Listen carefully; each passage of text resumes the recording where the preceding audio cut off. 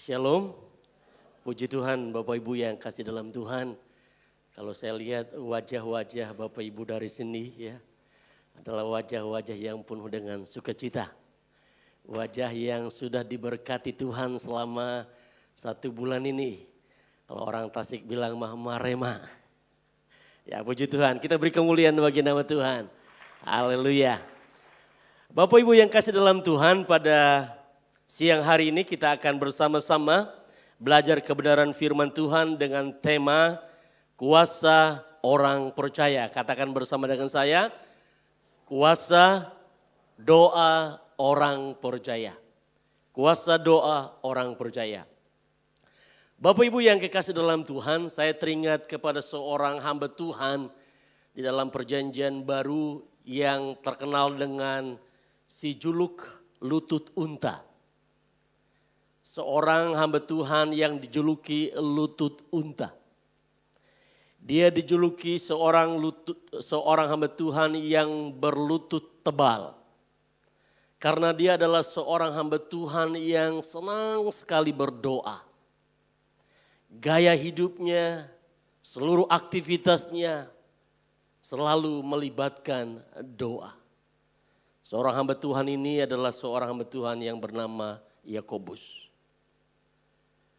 Bapak Ibu yang kasih dalam Tuhan, kalau kita membaca sejarah hidup Yakobus, dia adalah seorang hamba Tuhan yang sangat penuh dengan penderitaan dalam hidupnya. Sebagai seorang hamba Tuhan, banyak tekanan, banyak intimidasi, banyak hal yang menghimpit hidupnya. Tapi dia menjadi orang yang tetap teguh di dalam Tuhan. Sampai akhir hidupnya, dia tetap menjadi orang yang berkemenangan di dalam Tuhan. Nah Bapak Ibu yang kekasih dalam Tuhan, saya percaya kita semua di tempat ini memiliki gaya hidup yang suka berdoa. Amin. Adalah orang yang memiliki lifestyle yang suka berdoa. Segala sesuatu yang dikerjakan melibatkan Tuhan. Percaya kepada Tuhan. Karena ini merupakan bagian hidup yang harus terhidupi dalam setiap kehidupan kita sebagai orang yang percaya kepada Tuhan. Tema khotbah kita adalah kuasa doa orang percaya. Ini harus dimulai dengan hubungan yang baik dengan Tuhan. Kalau orang berkata, saya ingin punya kuasa di dalam doa saya. Saya ingin melihat kuasa di dalam doa saya. Saya ingin merasakan kuasa Allah bekerja dalam hidup saya lewat doa saya. Maka hal yang harus dia renungkan adalah dia harus memulai memelihara hubungan baik dengan Tuhan secara pribadi. Harus membangun hubungan yang akrab. Kalau dia berkata membangun hubungan baik, berarti dia harus membangun hubungan yang akrab. Membangun hubungan yang intim. Membangun hubungan yang harmonis. Membangun hubungan yang penuh dengan persahabatan. Dan menjadi orang yang mengalami perjumpaan secara pribadi dengan Tuhan. Doa tidak hanya dijadikan untuk meminta-minta kepada Tuhan. Doa tidak hanya dijadikan untuk mementingkan diri sendiri, untuk memenuhi kebutuhan manusiawi. Tapi doa adalah sebuah hubungan yang akrab dengan Tuhan. Hubungan yang baik dengan Tuhan. Dan itu sebabnya Bapak Ibu yang kekasih di dalam Tuhan, kalau kita membaca dalam Injil Matius pasal 6 ayat yang ke-9, di situ dikatakan apa? Karena itu berdoalah demikian, Bapa kami yang di sorga, dikuduskanlah namamu. Doa adalah sebuah hubungan yang bersifat kekeluargaan. Kita disebut sebagai anak-anak Tuhan. Dalam Injil Yohanes pasal 1 ayat 12 di situ dijelaskan bahwa setiap orang yang menerimanya diberinya kuasa untuk menjadi anak-anak Allah. Jadi Tuhan ingin membangun hubungan kita seperti seorang anak dengan seorang bapa. Kalau kita berdoa kepada Tuhan berarti kita sedang membangun hubungan, membangun keintiman, membangun keakraban, membangun persahabatan, membangun keharmonisan, kemesraan seperti seorang anak terhadap bapaknya atau bapa terhadap anaknya. Ini yang harus dimiliki oleh setiap orang ketika dia katakan saya berdoa. Saya berdoa kepada Tuhan. Kalau kita menjadi orang yang memiliki hubungan seperti ini, maka doa bukanlah menjadi sesuatu yang menjemukan. Doa bukanlah menjadi sesuatu yang membosankan. Doa menjadi sesuatu yang menggairahkan. Sesuatu yang menyenangkan. Sesuatu yang membahagiakan. Sesuatu yang membuat kita tenang, damai, sukacita. Karena kita merasa bahwa ketika kita membangun hubungan dengan Allah, kita mendapat segala sesuatu yang tidak kita miliki dalam dunia ini. Ketika kita membangun hubungan dengan sesama, ada perselisihan, ada dendam, ada iri hati, ada percecokan. Ada banyak hal yang menghambat untuk kita tidak akrab satu dengan yang lain. Tetapi ketika kita mengalami perjumpaan dengan Tuhan, kita menjadi pribadi yang merasakan begitu nyaman. Kita bisa menangis di hadapan Tuhan. Kita merasakan pelukan Tuhan. Kita merasakan kasih sayang Tuhan yang begitu indah. Dan dia adalah pribadi menjadi jawaban yang sempurna dalam kehidupan kita. Itu sebabnya Bapak Ibu yang kekasih dalam Tuhan, persoalan apapun yang Bapak Ibu miliki, cepatlah datang kepada Tuhan. Karena ketika kita datang kepada Tuhan, kita menemukan jawabannya. Kita menemukan damai sejahtera. Kita menemukan ketenangan hidup. Kita menemukan jalan keluar.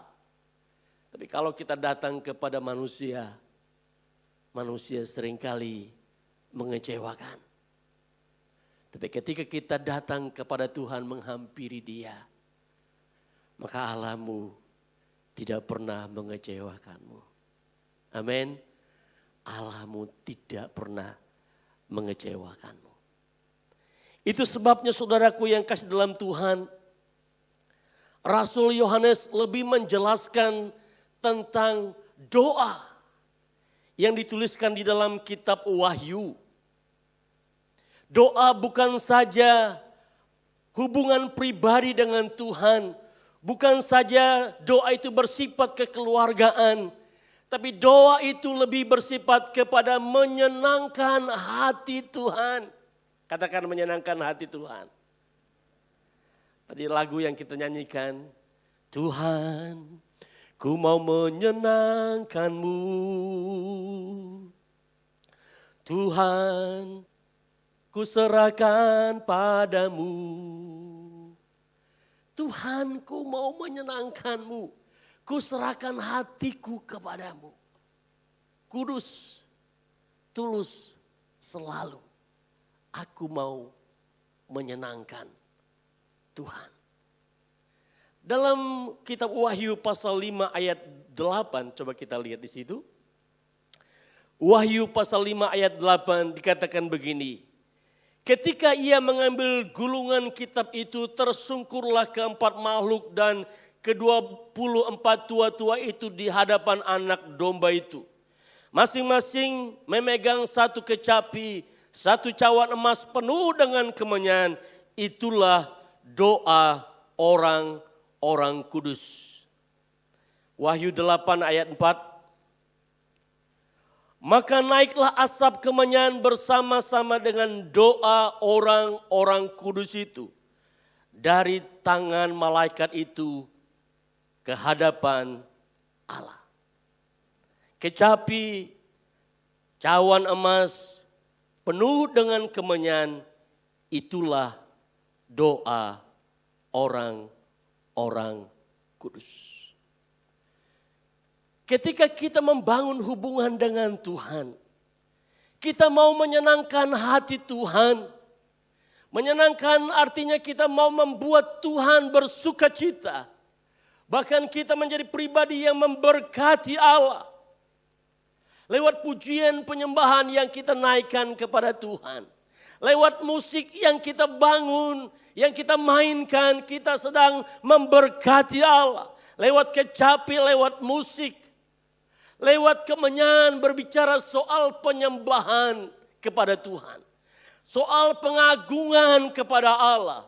Soal pemujaan kepada Allah. Kepada pribadi Allah yang maha kudus. Pribadi Allah yang penuh dengan kemuliaan. Pribadi Allah yang penuh dengan kesucian, kekudusan. Kita menghampiri pribadi Allah yang penuh dengan kemuliaan. Kita ingin memberkati Allah kita lewat permainan musik kita, lewat nyanyian kita, lewat ucapan syukur kita, lewat penyembahan yang dibangun dengan hati yang tulus ikhlas di hadapan Tuhan. Itulah doa orang-orang kudus. Bukan permintaan. Bukan menjadi seorang pengemis di hadapan Allah. Tapi menjadi seorang yang naikkan pemujaan syukur kepada Dia. Pengagungan yang luar biasa kepada Dia. Karena Dia Allah yang layak dimuliakan, ditinggikan, diagungkan. Dia Allah yang menciptakan langit dan bumi. Dan Dia Allah yang menghidupkan kita sehingga kita ada sampai saat ini. Itulah doa orang-orang kudus.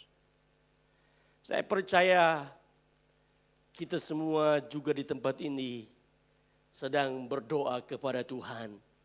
Bukan meminta sesuatu, tetapi menaikkan ucapan syukur, pemujaan dan pengagungan kepada Allah yang maha tinggi. Itu sebabnya saudara, Stormy Austin berkata, doa adalah mengakui dan mengalami hadirat Allah dan mengundang hadiratnya dalam kehidupan dan pergumulan. Yang menarik dalam bahasa Ibrani, menyembah itu adalah sakhak, yang artinya kita bertiarap, kita menyembah sujud sampai ke tanah. Itu sebuah sikap hati. Bukan urusan bentuk fisik dalam menyembah Allah. Tapi urusan hati. Karena dia begitu menghormati pribadi Allah. Sehingga dia bukan apa-apanya untuk tegakkan dan menyombongkan diri di hadapan Tuhan. Dia berlutut, sujud kepada Allah. Karena Allah penuh dengan kemuliaan. Sedang manusia penuh dengan kehinaan. Manusia yang dibuat dari tanah liat. Yang dihembuskan Allah dengan nafasnya. Baru menjadi manusia yang dimuliakan oleh Tuhan. Dalam bahasa Yunaninya proskuneo. Artinya berbicara sebuah keakraban. Keintiman. Kemesraan, sebuah ciuman yang begitu hangat yang diberikan Allah kepada anak-anaknya. Adakah saudara merasakan hal seperti ini ketika berdoa? Adakah saudara sedang membangun keakraban yang intim dengan Allah ketika berdoa? Adakah saudara sedang merasakan kemesraan dengan Allah sedang ketika berdoa? Kalau belum Bapak Ibu, lakukan. Ini berkat rohani yang luar biasa. Ini perkara rohani yang dahsyat, yang luar biasa. Kalau engkau disebut anak-anak Allah, kalau engkau disebut orang yang percaya kepada Tuhan, adalah sesuatu yang sangat merugikan Anda ketika Anda tidak punya pengalaman membangun hubungan yang intim, yang akrab dengan Allah. Adalah sebuah kerugian ketika saudara tidak merasakan hadirat Allah yang begitu kuat. Yang bisa memulihkan engkau, yang bisa menyembuhkan penyakitmu, yang memerdekakan engkau, yang membuat sebuah terobosan yang baru dalam hidupmu. Engkau menjadi orang Kristen yang hanya biasa-biasa saja. Engkau tidak mengalami sesuatu yang spektakuler dari Allah. Dan ini sesuatu yang merugikan kekristenan, merugikan imanmu. Karena sebuah power ilahi yang seharusnya dimiliki oleh anak-anak Tuhan. Tapi itu tidak dinikmati, tidak dialami oleh setiap anak-anak Tuhan. Rasakan Tuhan dalam doamu. Senangkan Dia lewat pujian dan penyembahanmu kepada Allah. Berkati Tuhanmu. Jangan hanya minta berkat. Senangkan Tuhanmu bukan hanya menyenangkan diri kita sendiri. Karena seringkali doa itu hanya untuk memuaskan keinginan kita. Minta A, B, C, D. A sampai Z. Mulai lagi A sampai Z. Enggak ada habis-habisnya. Minta, minta, minta, dan minta. Tapi Tuhan ingin gaya hidup kita berbeda. Menyenangkan hati Tuhan. Mengagungkan Dia. Meninggikan Dia. Raja di atas segala raja. Maka kau akan melihat sebuah terobosan yang luar biasa. Maka kuasa doa orang percaya itu akan dahsyat. Akan terjadi dalam setiap kehidupan kita.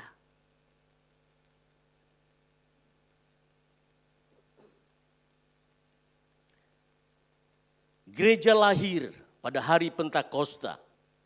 Maka gereja lahir dari hasil doa orang percaya kepada Tuhan.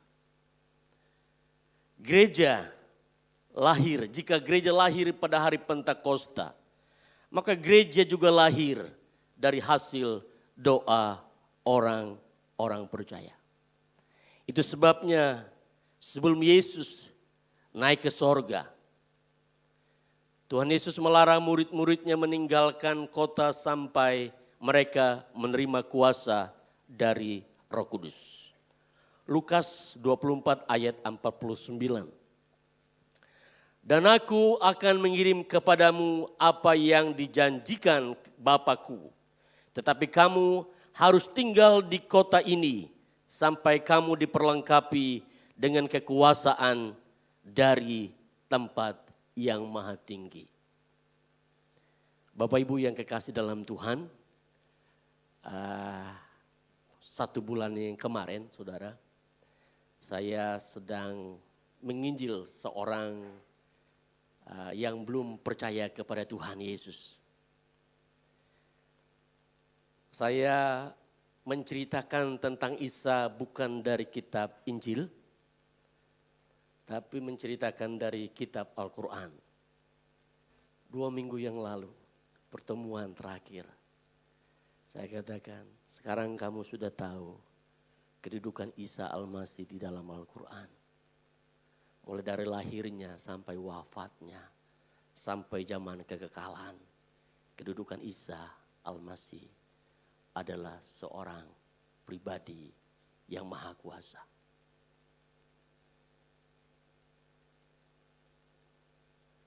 Bagaimana mau membuka hati buat Yesus, menerima Isa Al-Masih sebagai Tuhan dan Juru Selamat dalam hidupmu. Keselamatan di dalam Isa bukan mudah-mudahan. Ke sorga bukan harus lewat rambut sebelah 7. Ke sorga tidak lewat amal dan perbuatan. Tapi ke sorga anugerah dari Allah. Dan di dalam Al-Quran juga berkata bahwa Isa adalah anugerah dari Allah. Akhirnya dia menangis. Dia percaya Isa Al-Masih. Kita beri kemuliaan bagi nama Tuhan. Doa yang dibangun dengan kesungguhan hati. Doa yang diminta dengan sungguh-sungguh kepada Allah untuk Tuhan berkarya. Tidak ada yang mustahil di hadapan Tuhan. Amin. Tidak ada perkara yang mustahil di hadapan Tuhan. Karena kuasanya nyata dan sempurna dalam kehidupan kita sebagai anak-anak Tuhan. Kesaksian yang kedua, ini 2 bulan yang lalu. Saya bersama dengan Pak Purba.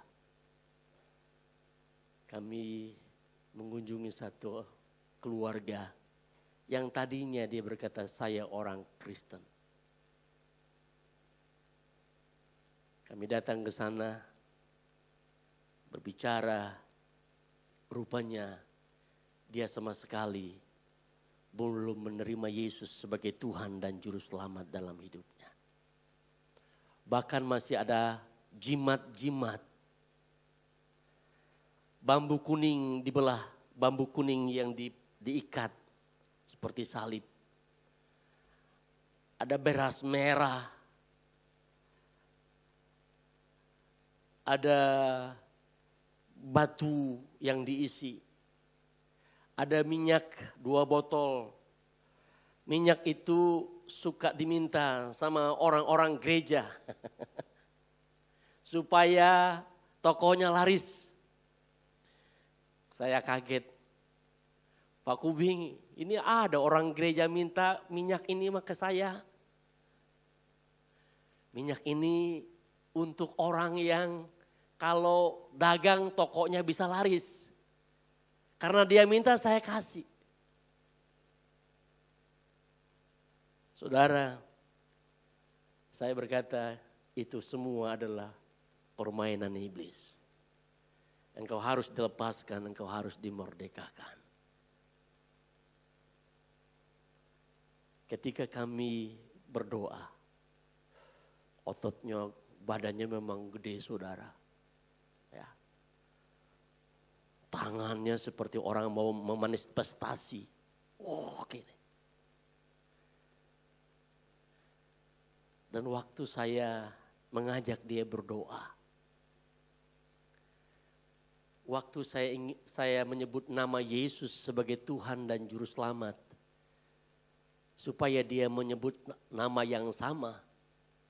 Dia enggak mau. Menyebut nama Yesus Tuhan dia enggak mau. Doa yang lain mau.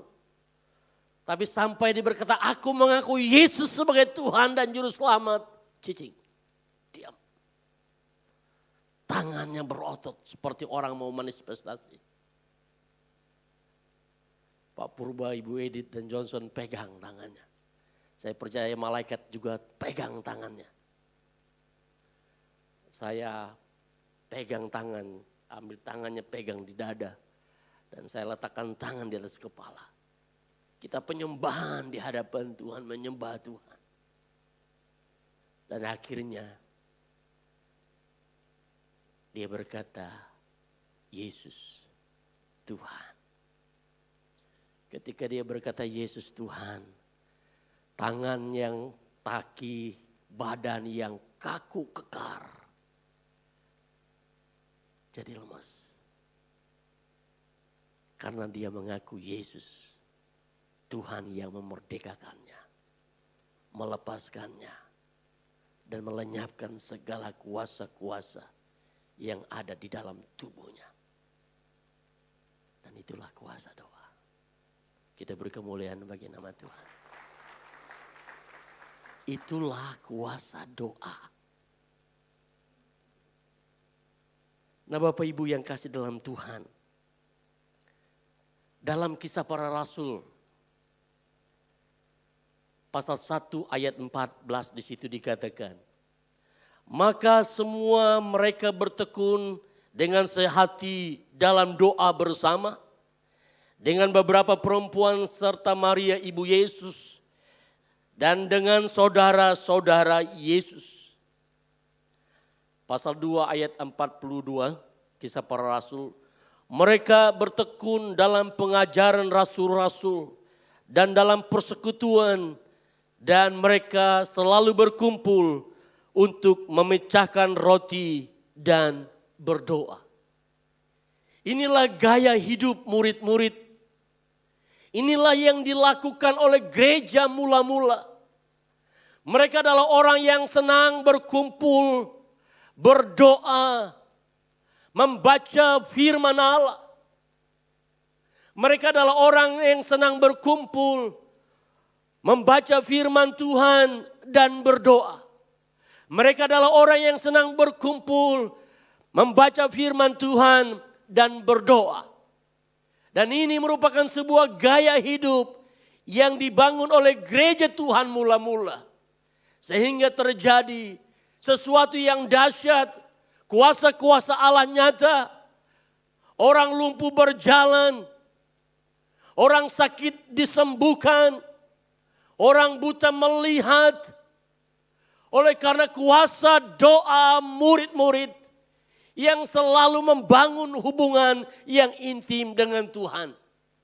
Ada hasil kuasa doa ketika murid-murid sungguh-sungguh bertekun, bersehati, berdoa.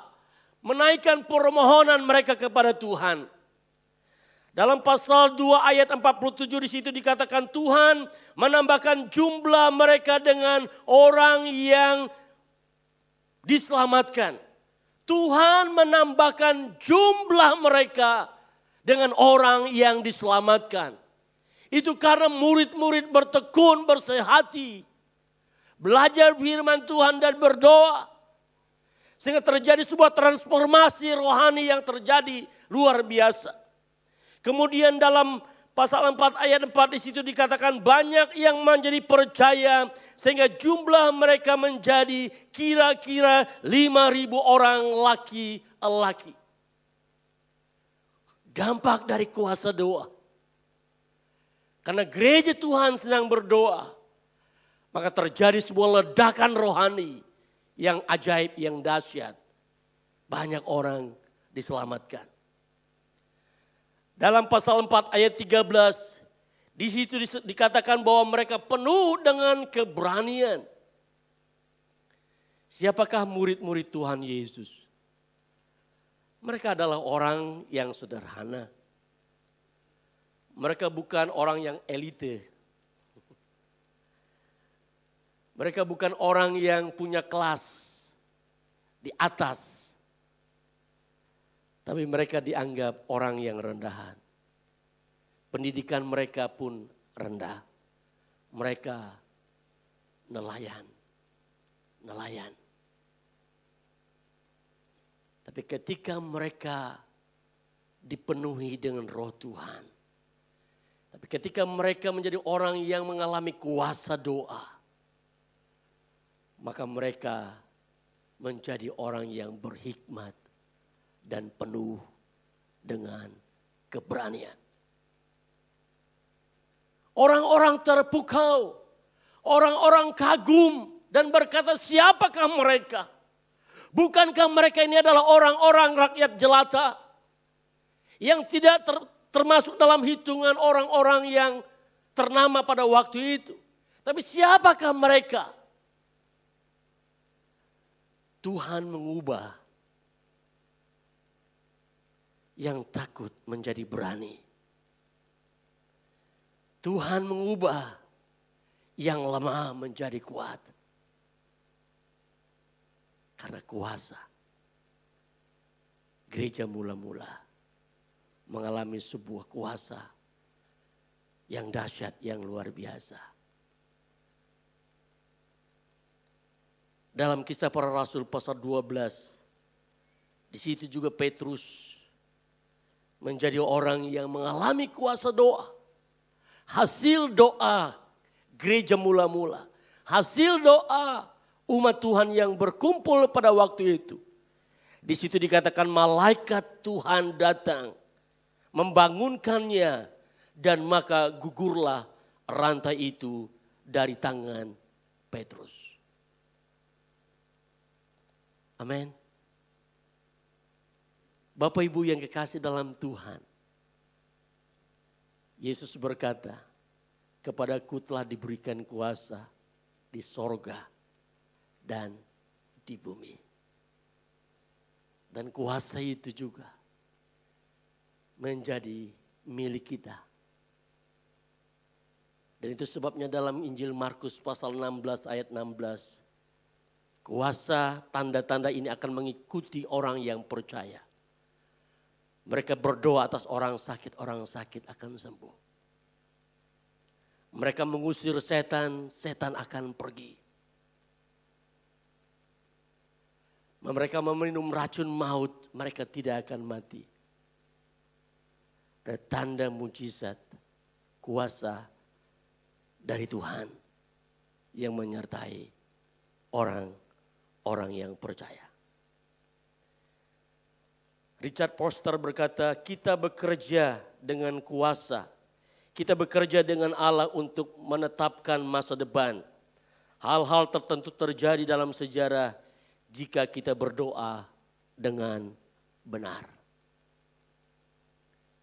Ketika kita berdoa, kita sedang menjadi partner, teman sekerja Allah. Bahkan doa-doa kita bisa mengubah sesuatu, mengubah masa depan, membuat sebuah perubahan dalam kehidupan kita. Dari yang tidak baik menjadi baik. Allah itu adalah Allah yang masa lampau, masa kini, dan masa yang akan datang. Allah itu adalah Allah awal dan yang akhir. Jadi kalau kita berdoa kepada Dia, Dialah yang punya masa depan kita. Dialah yang bisa mengubah segala sesuatu dari yang tidak baik menjadi baik. Dari pribadi yang rusak menjadi pribadi yang baik. Dari pribadi yang kacau dipulihkan oleh Tuhan. Menjadi pribadi yang membanggakan orang tuanya.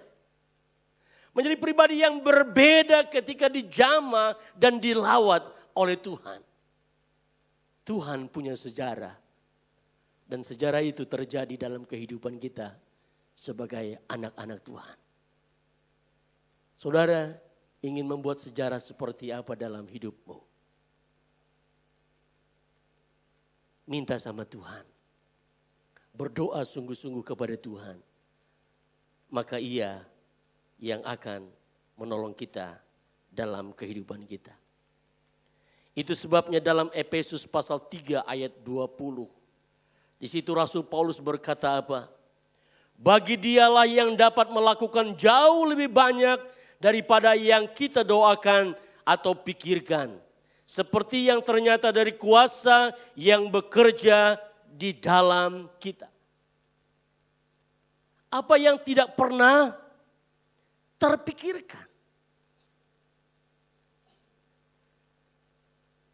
Yang kita nggak doakan malah. Jauh lebih banyak apa yang dari yang kita doakan. Jadi artinya ada yang tidak kita doakan, tapi itu terjadi.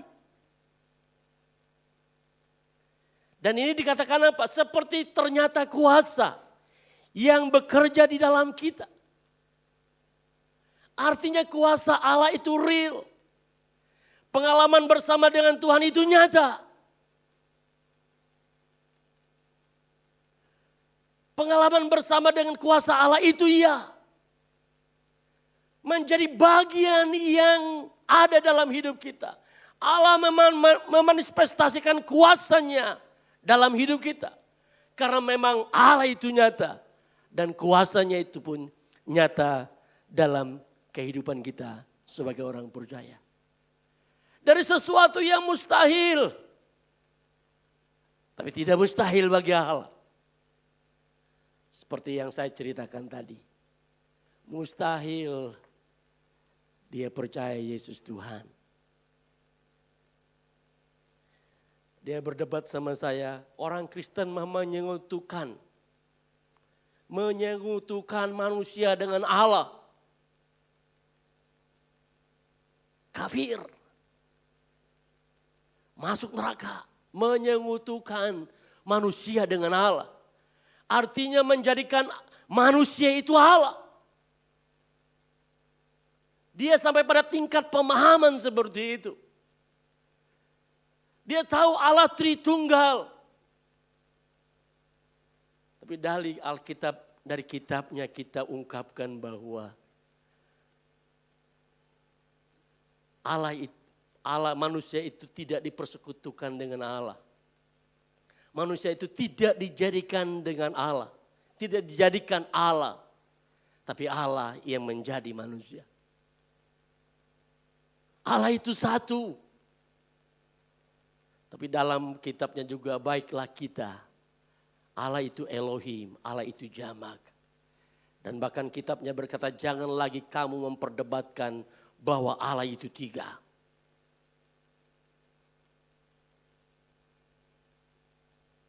Akhirnya dia berkata Yesus Tuhan. Sesuatu yang mustahil. Tapi bagi Allah tidak ada perkara yang mustahil. Amin. Allah itu bukan kita. Allah itu bukan kita yang terbatas. Allah itu adalah Allah yang maha kuasa. Sesuatu yang mustahil bagi manusia, tidak mustahil bagi Allah. Sesuatu yang tidak mungkin bagi manusia, tapi mungkin bagi Allah. Itu sebabnya Paulus menyadari bahwa bagi dialah yang dapat melakukan jauh lebih banyak daripada yang kita doakan atau pikirkan. Seperti yang ternyata dari kuasa yang bekerja di dalam kita. Dalam kitab Keluaran pasal yang ke-32.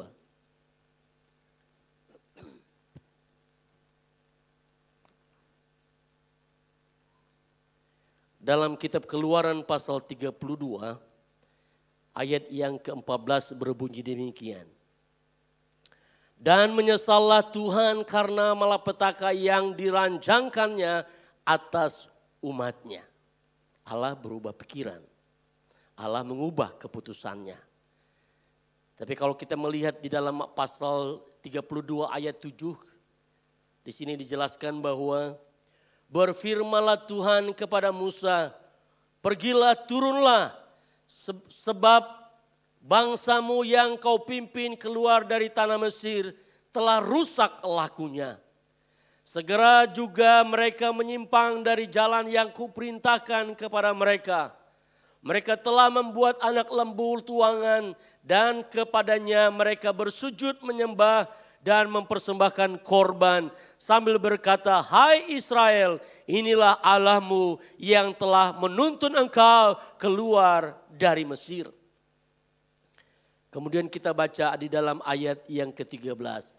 Ingatlah kepada Abraham, Ishak dan Israel, hamba-hambamu itu sebab kepada mereka engkau telah bersumpah demi dirimu sendiri dengan berfirman kepada mereka, aku akan membuat keturunanmu sebanyak bintang di langit dan seluruh negeri yang telah kujanjikan ini akan kuberikan kepada keturunanmu supaya dimilikinya untuk selama-lamanya. Dan menyesallah Tuhan karena malapetaka yang dirancangkannya atas umatnya. Tuhan membuat keputusan Tapi dia mengurungkan niatnya karena doa Musa. Tuhan sudah berkata, aku akan menghukum bangsa ini. Murkaku akan ditumpahkan kepada bangsa Israel.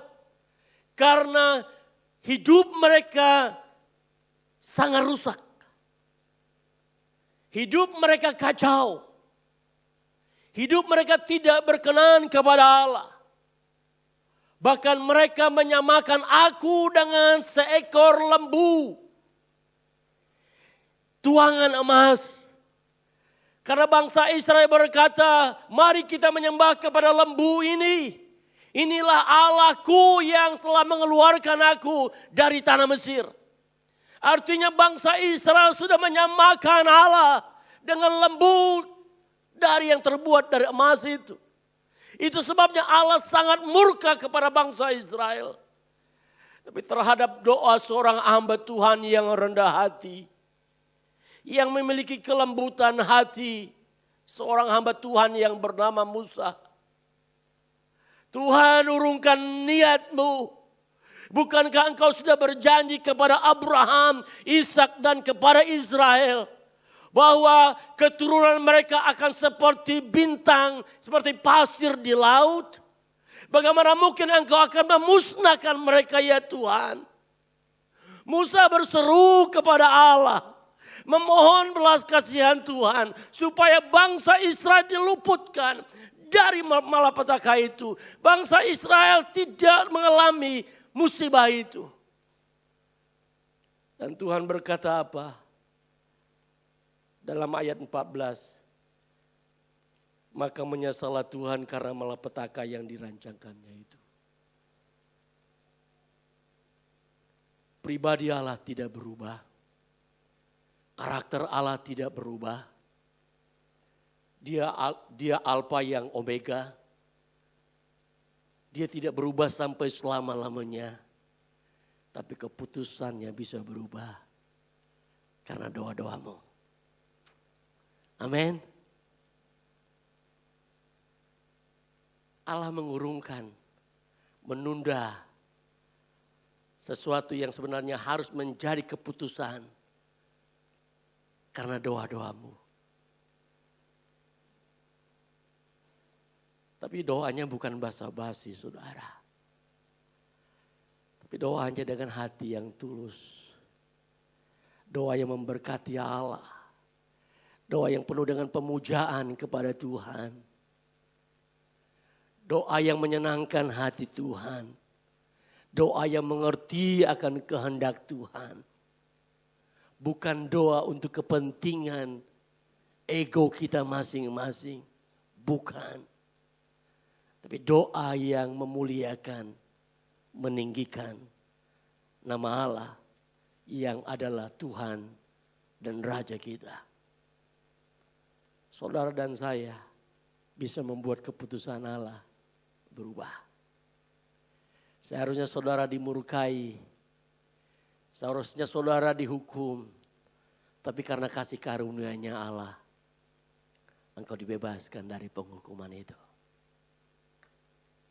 Yesus sudah mati di atas kayu salib. Membebaskan, memerdekakan dan memulihkan hidupmu. Bangun hubungan yang intim dengan Allah. Bangun keakraban dengan Tuhan. Capai hati Tuhan dengan hatimu. Bukan capai Tuhan dengan akalmu. Bukan capai Tuhan dengan kedaginganmu. Tapi capai Allah dengan hatimu. Itu sebabnya Bapak Ibu yang kasih dalam Tuhan. Kita harus menjadi orang yang berdoa dengan hati yang bersih.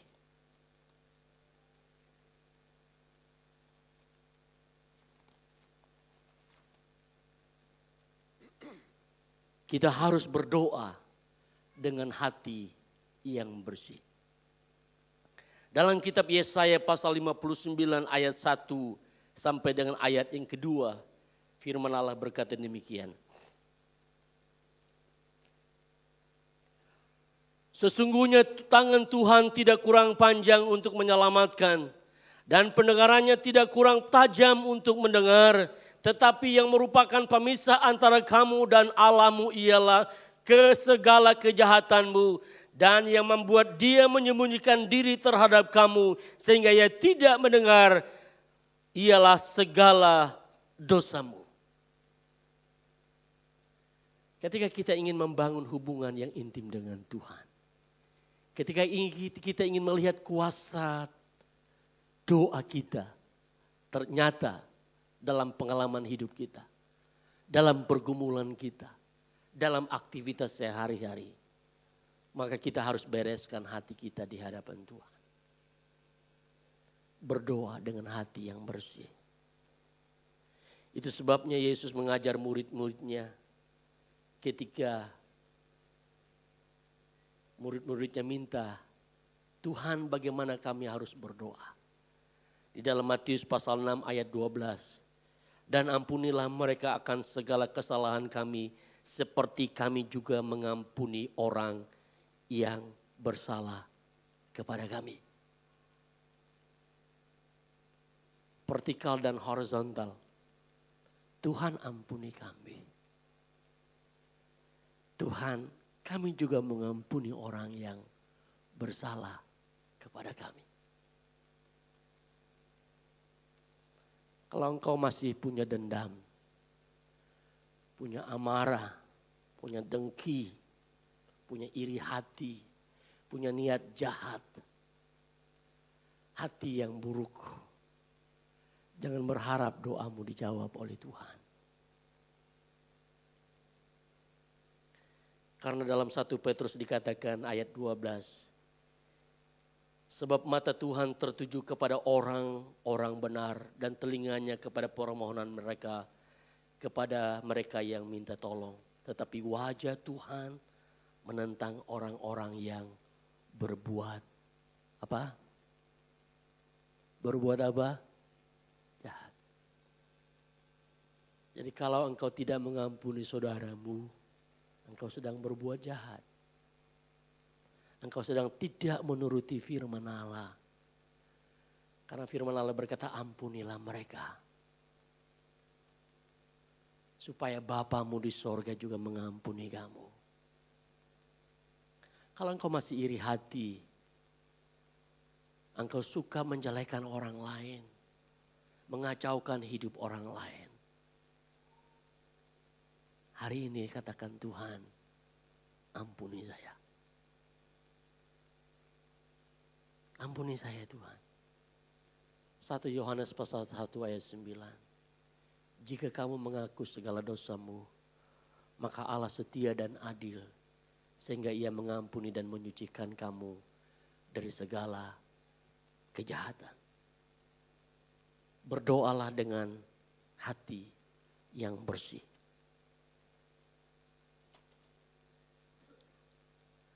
Dalam Yakobus 4 ayat 2 sampai dengan yang ketiga. Kamu menginginkan sesuatu tetapi kamu tidak memperolehnya. Lalu kamu membunuh, kamu iri hati tetapi kamu tidak mencapai tujuanmu. Lalu kamu bertengkar dan berkelahi. Kamu tidak memperoleh apa-apa karena kamu tidak berdoa.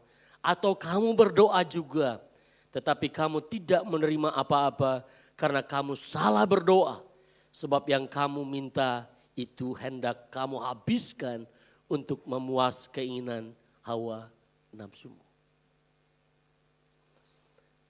Tapi saya ingin mengajak kita melihat kepada kitab Keluaran.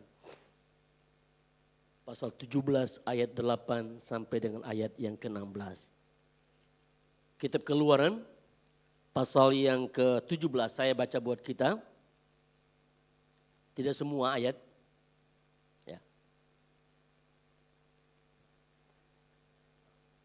Ayat yang ke-11. Dan terjadilah apabila Musa mengangkat tangannya, lebih kuatlah Israel. Tetapi apabila ia menurunkan tangannya, lebih kuatlah Amalek. Bapak Ibu yang kekasih dalam Tuhan, Musa tidak mengucapkan sepatah kata pun. ketika dia mengangkat tangannya di hadapan Tuhan. Tetapi rohnya yang bergumul dengan Allah. Dan ia mengungkapkannya dengan tangan yang terangkat kepada Allah. Kesungguhan hati Musa melampaui ucapan kata-kata. Tetapi kita sering terlalu banyak berkata-kata daripada hati kita yang sungguh berdoa kepada Allah. Banyak orang bisa membuat kalimat doa yang begitu bagus. Tapi hatinya sesungguhnya tidak berdoa kepada Allah. Tapi hatinya sesungguhnya tidak memuja Allah. Sesungguhnya hatinya tidak sungguh-sungguh datang kepada Allah. Hanya kalimatnya adalah kalimat yang begitu baik. Sepertinya seolah-olah dia mencapai Allah. Mencapai hati Allah. Tapi di sini Musa tidak berdoa satu patah kata pun. Dia bergumul dengan Allah di dalam rohnya. Dia bergumul. Dia mencapai hati Allah dengan hatinya. Maksud saya bukan kita nggak boleh berkata-kata dalam doa. Itu yang Tuhan inginkan, nyatakanlah permohonan doamu dalam segala hal. Dalam doa dan ucapan syukur. Kita harus berdoa, ucapkan kalimat doa. Tapi poinnya adalah bangun kalimat doamu dengan hati yang sungguh kepada Allah. Bukan hanya kalimat doamu yang bagus, tapi hatinya tidak mengalami persekutuan dengan Tuhan.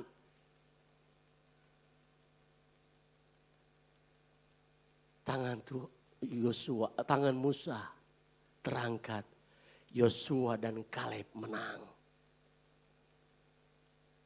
Kenapa? Karena hati Musa bergumul. Dia connect dengan hati Tuhan. Connect dengan hati Tuhan, nyambung dengan hati Tuhan tak. Kumaha orang, gimana dengan kita? Apa kita nyambung hati kita dengan Tuhan? Atau hanya akal kita yang nyambung dengan Tuhan?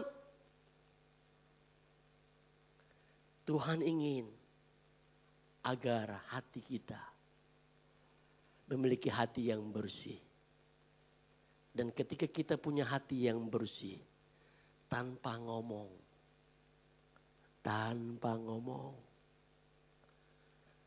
Tuhan dengar doa kita, amin. Tapi dengan hati, hampiri dia. Karena Allah itu roh. Hampiri dengan hatimu. Dan berserah penuh kepada Allah. Berserah penuh kepada Allah. Makanya Om Julius suka ngomong begini. Berseru itu penting. Berseru itu penting. Tapi berserah itu sempurna. Masih ingat kalimat itu? Kita memohon sesuatu penting di hadapan Allah. Tapi berserah diri, pasrah diri di hadapan Tuhan itu jauh lebih penting. Karena berpasrah diri, menyerahkan diri itu berhubungan dengan hati. Berseru itu bersambungan dengan akal. Tapi berserah diri, menyerahkan diri itu bersambungan dengan hati. Ketika Allah melihat hatimu yang berserah diri, menyerahkan seluruhnya hidup di dalam tangan Tuhan, maka Allah yang turun tangan ketika engkau angkat tangan.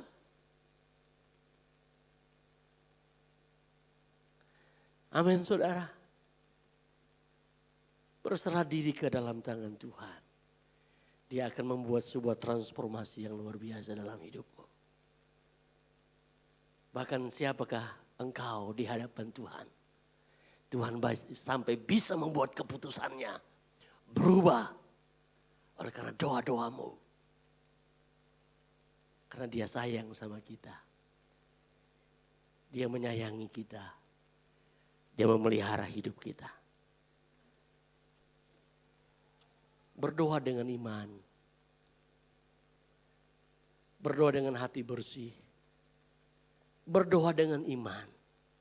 Yakobus jelaskan itu. Yakobus 1 ayat 6.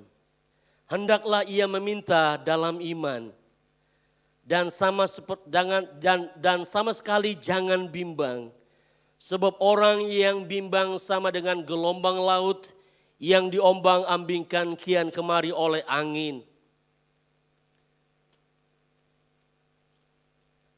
Jangan bimbang.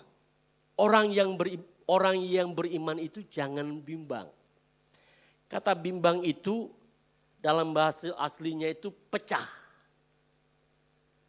Pecah. Jadi kalau saudara berpikiran dua, yaitu pecah. Pikirannya ke sini dan pikiran ke sini. Nah, ini orang yang tidak beriman. Orang yang bimbang. Kakinya di dua perahu. Percaya Yesus te, percaya dukun te. Ini orang yang pecah. Dan orang yang seperti ini tidak tenang hidupnya. Orang yang seperti ini mudah berputus asa. Orang yang seperti ini mudah menyerah. Bukan orang yang fighter. Karena dia bimbang hidupnya. Kacau. Kumaha angin wae. Angin ka timur, urang tak ka timur. Angin ke barat, urang tak ke barat. Tepuguh hidup nama. Tapi beriman adalah orang yang fokus kepada Allah. Amin. Orang yang fokus kepada Allah. Orang yang berserah diri sungguh-sungguh kepada Tuhan. Di dalam kitab Roma pasal 5 ayat 2. Oleh dia kita juga beroleh jalan masuk oleh iman kepada kasih karunia. Di dalam kasih karunia kita berdiri dan kita bermegah dalam pengharapan akan menerima kemuliaan Allah. Orang yang beriman adalah orang yang hidup dalam berpengharapan. Orang yang meyakini bahwa dia menerima kasih karunia Allah. Orang yang beriman, orang yakin bahwa Allah tidak akan mengecewakan dia. Hidup dalam berpengharapan. Dan itu sebabnya di dalam Markus pasal 11 ayat 24 di situ dikatakan, karena itu aku berkata kepadamu, apa saja yang kamu minta dan doakan, percayalah kamu telah menerimanya, maka hal itu akan diberikan kepadamu. Minta dan doakan, percayalah kamu telah menerimanya. Katakan telah menerimanya. Itulah hidup dalam pengharapan. Itulah hidup dalam kasih karunia. Karena yang akan membuat engkau menerima jawaban doa bukan engkau, tapi Allahmu. Engkau hidup dalam kasih karunia Tuhan. Engkau hidup dalam pengharapan kepada Allah. Maka dialah sumber segala-galanya dalam hidupmu. Dan itu sebabnya jangan pernah ragu kepada Allah. Jangan pernah bimbang ketika engkau menghampiri tata kasih karuniamu. Menghampiri tata kasih karunia-Nya. Jangan bimbang. Fokus, percaya, dan berpengharapan. Seolah-olah engkau sudah menerimanya. Itu yang dikatakan dalam Roma 11. Ayat yang pertama. Iman adalah dasar dari segala sesuatu yang kita harapkan dan bukti dari segala sesuatu yang tidak kita lihat. Iman. Bahkan di dalam Matius pasal 21 ayat 21.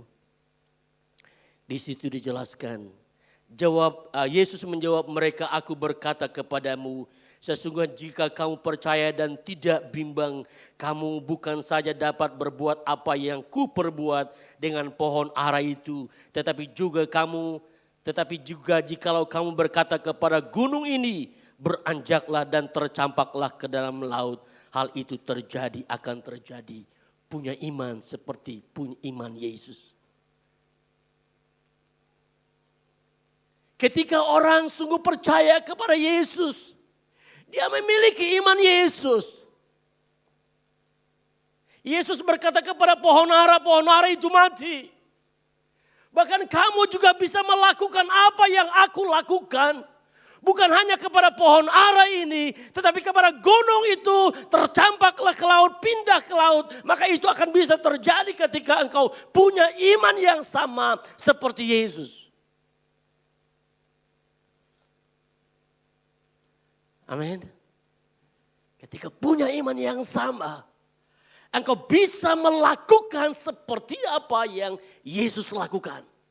Keren. Powerful. Keren habis anak-anak Tuhan. Betul, keren habis. Bukan jas saya aja yang keren, saudara. Tapi kuasa Allah yang di dalam hidupmu lebih keren. Amin. Karena itu memang sesuatu yang Allah anugerahkan dalam kehidupan kita sebagai anak Tuhan. Roma pasal 4 ayat yang ke-18. Bimbang selalu kontras dengan iman. Sebab sekalipun tidak ada dasar untuk berharap, namun Abraham berharap juga dan percaya bahwa ia akan menjadi bapa banyak bangsa menurut apa yang telah difirmankan, demikianlah banyaknya nanti keturunanmu. Imannya tidak menjadi lemah walaupun ia mengetahui bahwa tubuhnya sudah sangat lemah karena usianya telah kira-kira 100 tahun dan bahwa rahim Sarah telah tertutup. Sebab sekalipun tidak ada dasar untuk berharap, tapi tetap percaya karena janji Allah.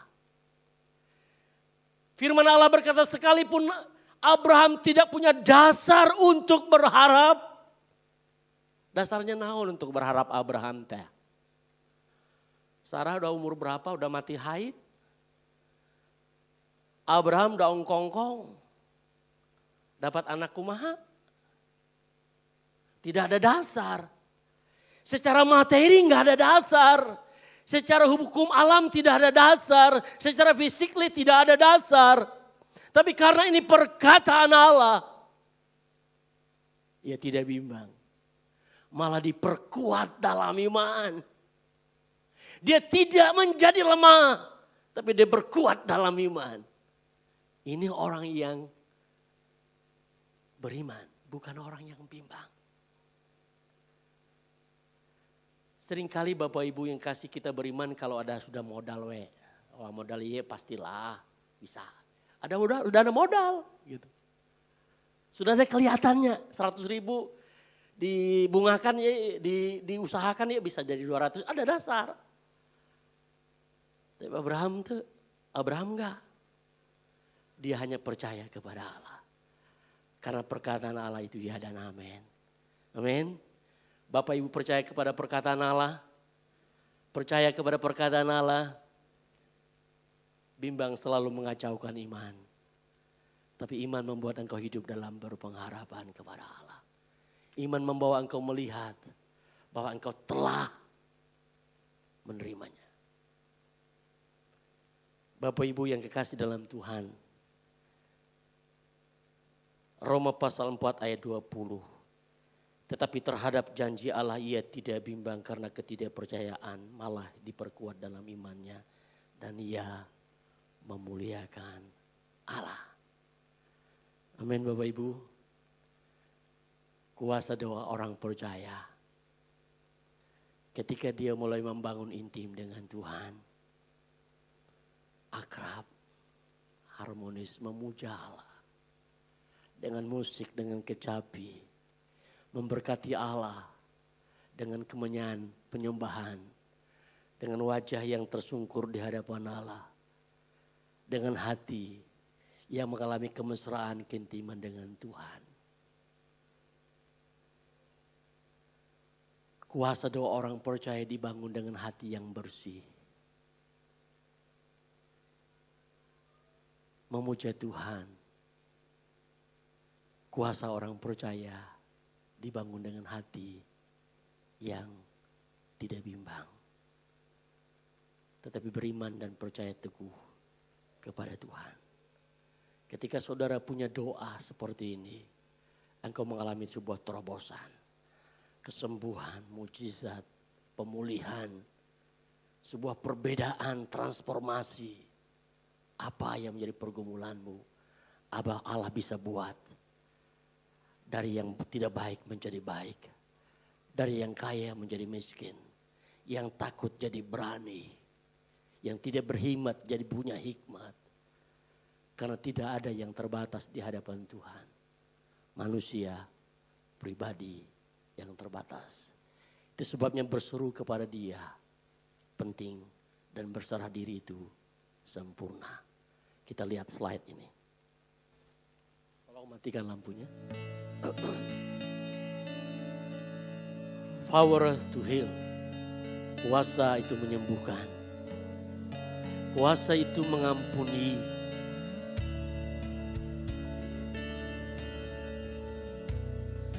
Kuasa itu membuat engkau hidup dalam pengharapan. Kuasanya membuat engkau menjadi orang yang diberkati, mengalami berkat Allah. Kuasanya membuat sebuah perubahan.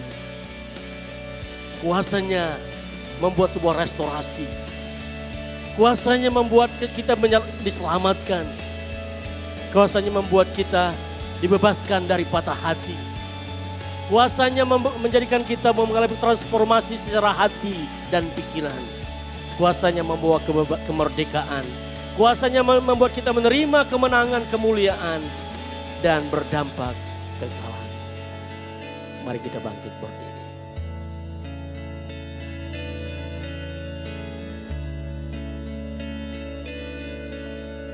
Ku bawa hidupku sekarang. Saya minta singer bantu, WL worship leader bantu.